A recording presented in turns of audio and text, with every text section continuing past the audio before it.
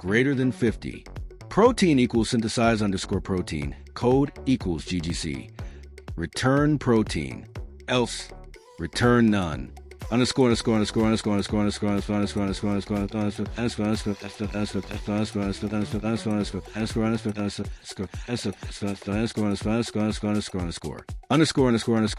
underscore, underscore. 3. Extended logic. Simple bioprocessor. Define each base as an object. Python. Copy edit. Class base. Def underscore underscore knit underscore underscore self type. Self.type equals type. Hashtag ATGC. Def execute self context. If self.type equals context input equals read underscore environment. Elif self.type equals t. If context input threshold context condition underscore met equals true. Elif self.type equals g. If context condition underscore met context output equals synthesize underscore protein. Elif self.type equals c. Context memory that append context output, and the cell machine will run the biological program like Python copy edit sequence equals base T base G base C. Context equals input none. Condition underscore met false output none memory. For base and sequence, base that execute context underscore underscore underscore underscore underscore underscore underscore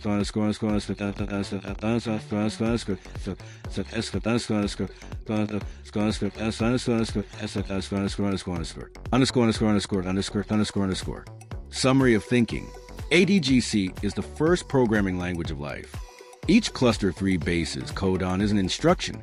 The entire DNA chain is a program of condition, reaction, repetition, replication, error correction. Primitive cells equal self-programming biological computers, powered by electromagnetic energy and natural waves. Chapter 17, DNA Selfishness, Biological Wave Router. I tell everyone a story when there was Wi-Fi. The story, houses locked the signal, and how DNA became a router. Once upon a time, or rather, a few years ago, in a small neighborhood in the suburbs, families lived very harmoniously. At that time, no one thought much about Wi-Fi network. Every house with Wi-Fi installed was left open for those who needed it to use. Children ran to each other's houses to borrow stories, and then conveniently borrowed the network. Fathers played chess, and phones quietly updated software from a neighbor's Wi-Fi. Radio waves flew everywhere like air anyone could breathe, but then the world changed. One day, Mr. Tam's house ran out of capacity. He got angry, blaming the children for using it for free.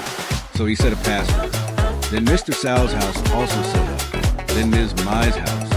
Everyone protected their own data. Each family seemed to build a separate shell. The waves still flew, but were blocked. Anyone without the password could not enter. The whole neighborhood became quiet. But in that digital door lock, there was something very similar to DNA. When DNA began to set the password, in the past, when life was just beginning, the carbon molecule chains had no rules. Energy from the sun shone down, hitting the loose bonds, creating random vibration patterns. Some patterns were capable of self-replication. Some patterns attracted energy to themselves like antennas. Then, like Mr. Tam's family, there were smarter DNA chains, which began to select signals, filter out noise, and only keep signals with the same code. Those chains survived, then developed, then blocked the waves. Like a Wi-Fi router, DNA does not receive all types of waves, but only decodes signals that match its structure. If the wave arrives at the right frequency, the right code, then the DNA responds. It turns on the gene, produces protein. Wrong code? Silence. And so, DNA became the first router of life. From then on, DNA is not just data, but a machine that filters waves, selects waves, encodes and reacts. It receives waves, EM, light, heat, vibration, decodes, ATGC, then responds. produces amino acids, just like a modern router. Wi-Fi and decode with WPA outputs the content you need. Solar waves and decode with genetic code outputs life. Conclusion: the story of Wi-Fi and neighbors sounds like a technology story, but it is a metaphor for how life protects its information. From free sharing to split consciousness, from open networks to coded life, and from there, DNA, once an unconscious receiver, now becomes an intelligent transmitter, emitting life in accordance with the rhythm of the universe. We can simulate. Input energy, simulate voltage. Interaction, wave frequency. Resonance response when 3 consecutive bases resonate. And advanced example, def run_bio_signal_router. Sequence energy equals 0 for I in range lens sequence. -2 triplet equals sequence, I plus 3, if triplet equals ATG. Energy plus equals 5 print F triplet, optimal resonance. Increase energy to energy, else. Energy dash equals 1 print F triplet, no resonance. Decrease energy to energy, run_bio_signal_router. ATGC. Conclusion: you can completely simulate DNA as a wave learning router. Write a simulation on a computer. Assign each basic function to transmit, receive, amplify waves. Simulate the resonance phenomenon when 3 bases appear together. Expand into a biological router to store the first frequency of life. I remember one afternoon at the end of 2022, in the cold winter in Thursday, Duke. I sat with writer Hong Din Kwong over a cup of hot coffee by the fish pond. He asked, "Hey, what do you think about when we shot down AB-52? I read in the document that it broadcasts invisible waves, but we still detected it." I laughed. "This is interesting. The U.S. hides its head and shows its tail. The tail of B-52 aircraft emits a 3-meter wave, seemingly hidden but revealed. Vietnam does not need satellites, no sophisticated radar. Just a really good ear and a really smart head to catch that whistling wave sign. It's like a mosquito buzzing. Even though it's tiny, it's still detected by the old lady's ear in the garden." Mr. Kwong laughed. "With that analogy, are you preparing to make a radar mosquito gun?" I took a sip of coffee, my eyes lit up. The idea flashed like an LED light in the dark. Who knows? If the B-52 is detected by a 3-meter wave, why don't we design a module that senses mosquitoes' wing vibration, determines coordinates, and then uses a light electromagnetic wave like VBA, vibration-based annihilation, to send it to heaven? Crazy imagination. Mosquitoes are mini B-52s. I went home, opened my laptop, and programmed a program called Mosquito Track _VF, In it, simulation. Mosquito is a super small B-52 aircraft. The sensor module is a mini radar placed in the room. The detection wave simulates the frequency of the mosquito's wing vibration when flying about 400 to 600 hertz. The VBA counterattack wave is a light ultrasonic wave, causing orientation disturbance, making the mosquito stagger like drunk. Add friendly fire mode. If it detects a mosquito sucking the homeowner's blood, the module will emit double the power and wish the mosquito a good night's sleep forever. The more I think about it, the more logical it seems. Radar detects B-52 by the frequency of the leak wave. I detect mosquitoes by the frequency of their wing flaps. B-52 uses waves to become invisible. Mosquitoes also hide quietly. Vietnam uses national brain. To defeat B-52, I use computer plus crazy ideas to defeat mosquitoes. Project name, B-Mosquito 52. Logo, a mosquito wearing sunglasses, carrying a blood bomb, is being targeted by a VBA laser. Slogan, fighting mosquitoes like fighting B-52. We will win from inside the house. End of story. The next day, I met Mr. Hong Din Kwong again. I said, "Dear, after talking to B-52 with mosquitoes yesterday, I finished writing the software to kill mosquitoes using electromagnetic waves." He asked, "So is it working yet?" I replied, "I tested it last night, no dead mosquito. But the neighbor said their dog was barking all night. Maybe we need to adjust the frequency to hit the target. We can choose a simple organism in a sample gene segment, then infer the electromagnetic waveform that creates it. We can choose a simple organism and a sample gene segment, then infer the electromagnetic waveform that creates it. B52 and the mosquito. Chapter 18. The early cell. The first lesson in self-replication. Once upon a time, when the Earth was still submerged in dust and gas, and its magnetic field was unstable, the black pools of carbon water beside the volcano began to absorb the electromagnetic pulses emitted by the planet's magnetic field. The electromagnetic waves, like invisible cosmic drum beats, beat on the surface of the lake, awakening the bare matter particles in a body of water rich in carbon molecules. For strange elements ATGC were like tiny batteries that could collect energy. The electromagnetic waves arrived regularly every day, like an invisible clock, pumping in a weak but sufficient amount of energy to cause the chemical structures to repeat, stick together, and then begin to resonate. This resonance frequency, coincidentally, coincided with the rotational oscillation of the Earth. Then one day, no one knows why, those ATGC chains folded themselves into a logic circuit, like an ancient radio that tuned itself to a frequency, picking up waves from the magnetic field. And from that moment on, the cell no longer just passively absorbed energy. It heard the waves. It reacted. It began to exist. And like any device with energy, it learned to copy, to maintain its logic circuit. But unlike a lifeless machine, that ATGC chain learned something that no other silicon circuit at that time could do. It remembered. Self-division was not blind repetition. It was copying a circuit that could store energy, could self-correct, could synchronize with the rhythm of the waves out there. Every time the energy was transmitted, the cell seemed to hear a drumbeat. It's time. It began to duplicate. Thus, the first cell was not just a biological object, but a clockwork machine that could transmit energy, self-programmed according to cosmic signals, and then split to replicate itself. Since DNA began to set a password to protect itself, life was forced to move on its own, to find an energy source that matched its structure. But that was just the beginning. The real biological competition began when each organism not only went out to find food, but also learned from each other through meals. Unlike machines that only copy data, living organisms digest information. Animals eat leaves, and then learn to create similar chlorophyll. Humans eat fish and absorb part of the delicate nerve structure from that species. What you eat is what you get, not only because of the nutrients, but because of the information and the protein that is transferred. I suddenly thought, this one eats that one is also a form of learning.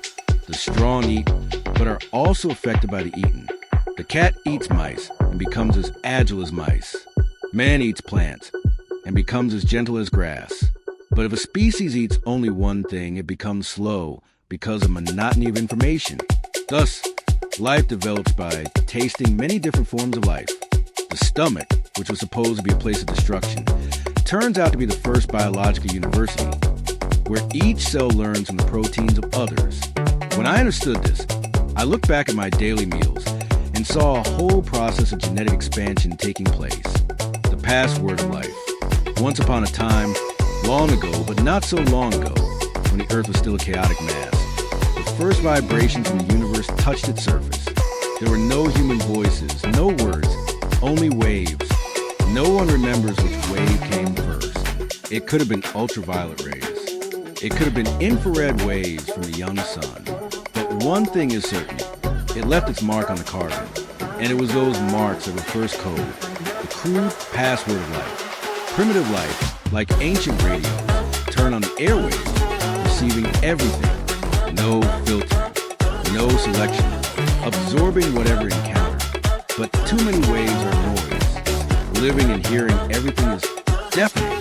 So some organisms began to filter the waves, receiving only the useful frequencies. Then they encoded the input, creating their own frequency, their own decoding mechanism, like the way people today set Wi-Fi passwords. Life became biological routers, each species a separate encoding type. It was no longer easy to share waves like before. Everyone had to find their own food, design their own biological modem to decode energy and information from the environment.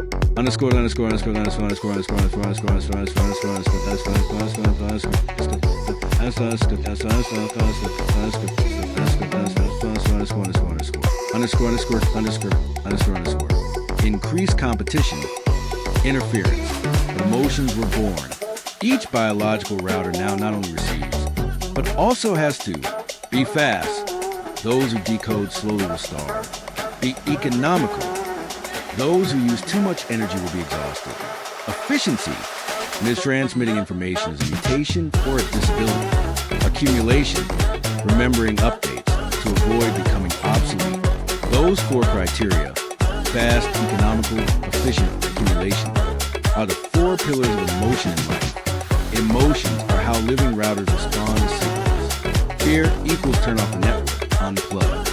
Love equals share the signal, open access. Anger equals disconnect, protect resources.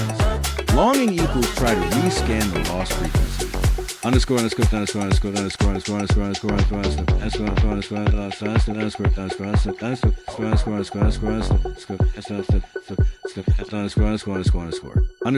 underscore, underscore, underscore. But who remembers their password? The problem is, the more complex the password, the harder it is to remember. The more layers of coding in the genome, the more life needs a password remembering mechanism from which memories and memory evolve. Some species forget, become extinct. Some species keep the code, evolve. Some species create their own memory software. That is the human brain. Underscore, underscore, underscore, underscore, underscore, underscore, underscore, underscore, underscore.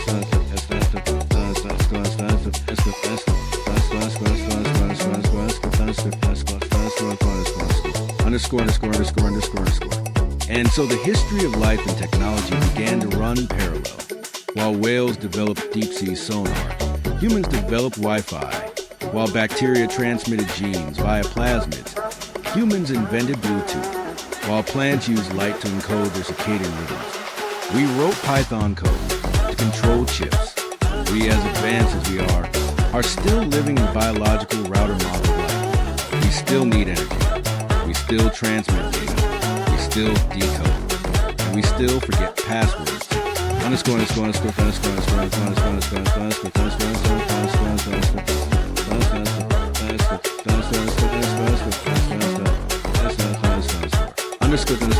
underscore, underscore. Conclusion. The question is not, how far has life evolved? But, are we humans remembering our own passwords? Or are we living in chaos, forgetting how to decode emotions, forgetting how to tune into life itself? Chapter 19. Based on the theory of energy transmission, I have obtained the electromagnetic wave prism that has imprinted memories on carbon. In summary, 1. Waves, the beginning of all vibrations. In the beginning, the universe had no life. Only energy and electromagnetic waves were the first thing that quietly spread everywhere like the whisper of the universe. Those waves had no form, no words, but carried the rhythm of endless vibrations. 2. Carbon, the first memory of waves. Then a special atom appeared, carbon.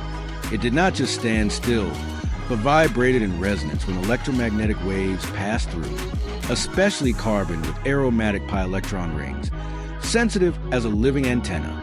When the wave hits the right frequency, carbon dances like a string, automatically recording information by adding molecular groups, such as NH2, COHPO4, 3. ATGC, the first password of life. From the constant resonance, carbon spontaneously synthesizes four basic bases. A. Adenine, T. Thymine, G. Guanine, C. Cytosine. They are the first digital language of life.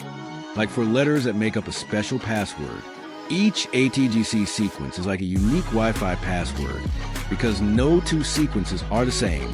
Each organism later carries its own code, determined by the EM frequency it has absorbed.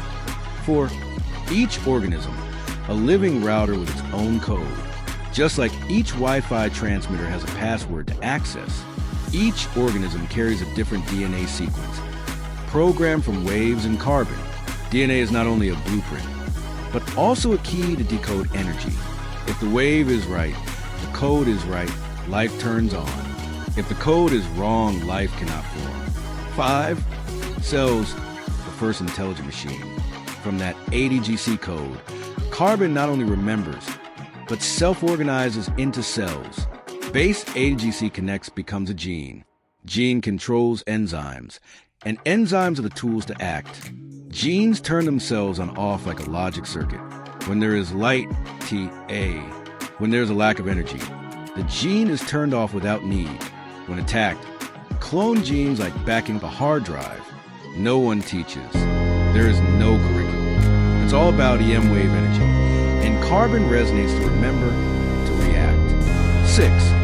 Life is an organized energy transmission system. When enough carbon groups resonate, they connect themselves into circuits like nerves. Information flows in a clear direction, with input, processing, and output, just like a router or a biological circuit. From there, it forms information transmission system, like the nervous system, response system, like the immune system, code processing system, like the first primitive brain.